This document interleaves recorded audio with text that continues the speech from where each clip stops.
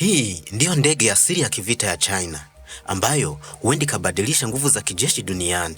Ndege hii inaitwa H-20 na wengi wanasema hii ni jibu ya China ama ndege inayokuja kuchallenge B2 Spirit ya Kimarekani. Ndege hii China imekuwa ikiificha kwa zaidi ya miaka 10.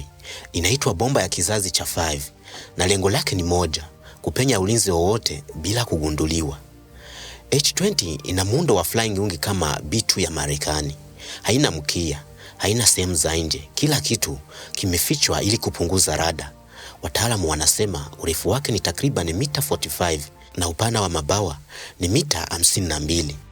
China imekuwa ikificha details zake, lakini kuna ripoti zinasema kwamba ndege hii inaweza kuruka umbali wa kilomita 8,000 bila kujaza mafuta. Inaweza kubeba takriban tani 20 za silaha zikiwemo makombora ya nyuklia na inaenda kwa kasi ya subsonic takriban Mach 0.5.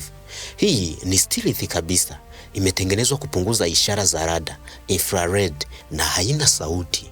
Silaha zake zinatarajiwa kujumuisha makombora ya masafa marefu, mabomu ya kisasa na hata silaha za nyuklia, zote zikibebwa ndani ya mwili wa ndege ili kudumisha uwezo wake wa kujificha.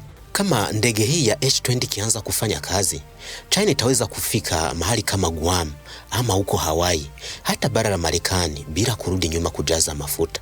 Hii ndio sababu Marekani inaiheshimu sana.